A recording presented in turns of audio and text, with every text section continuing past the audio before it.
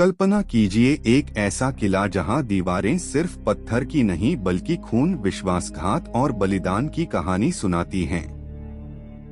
एक ऐसी रानी जिसकी खूबसूरती ने साम्राज्यों को हिला दिया, और एक ऐसा सुल्तान जिसकी चाहत जुनून बन गई। यह कहानी है रानी पद्मावती की, जो सिंहल द्वीप की राजकुमारी थीं, जिनकी सुंदरता और बुद्धिमत्ता की चर्चा दूर दूर तक फैली थी, और रतन सिंह की, जो चित्तौड़ के वीर शासक थे। एक तोते के माध्यम से जब रतन सिंह को पद्मावती के बारे में पता चला, तो वे कठिन यात्राएं पार कर सिंहल पहुँचे। युद्ध और परीक्षा के बाद उनका विवाह हुआ और पद्मावती चित्तौड़ की रानी बनी, जहां उनका भव्य स्वागत हुआ। लेकिन हर कहानी में अंधेरा आता है, और यहाँ वह अंधेरा था राघव चेतन, जिसे दरबार से निकाले जाने के बाद वह दिल्ली पहुंचा और अलाउद्दीन खिलजी को पद्मावती की सुंदरता के बारे में बताया, जिससे उसके मन में एक खतरनाक जुनून पैदा हुआ और उसने चित्तौड़ पर चढ़ाई कर दी। उसकी विशाल सेना ने किले को घेर लिया। युद्ध शुरू हुआ, लेकिन चालाक खिलजी ने दोस्ती का दिखावा करते हुए पद्मावती को देखने की इच्छा जताई। दरबार में बहस हुई और अंततः पद्मावती ने अपनी शर्तों पर दर्पण के माध्यम से उसे दर्शन देने का निर्णय लिया।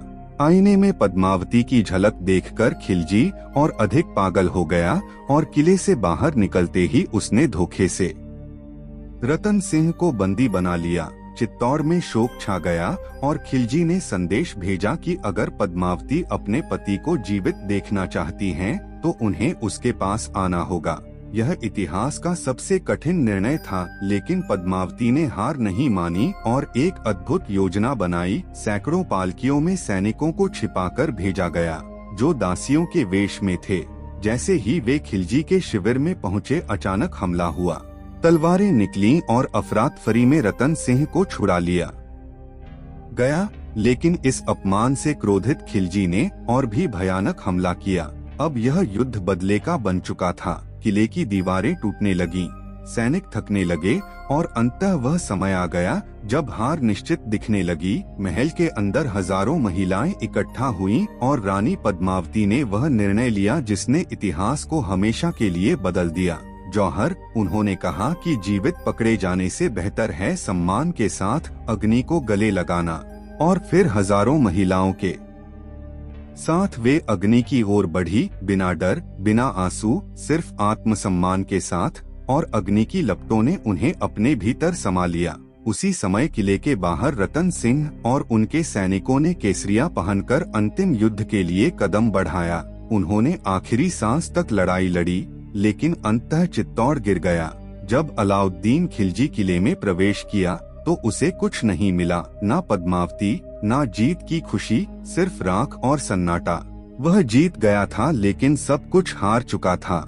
यह कहानी सिर्फ एक रानी या एक युद्ध की नहीं है, बल्कि यह सम्मान, बलिदान और उस साहस की कहानी है जो इतिहास को अमर बना देता है।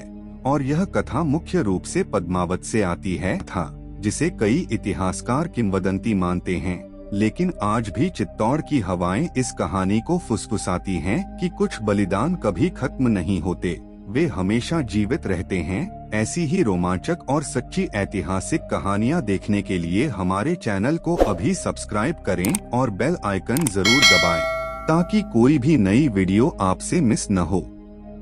आप ऐसे ही और वीडियो देखना चाहते हो? यस बटा नो कमेंट में बताओ।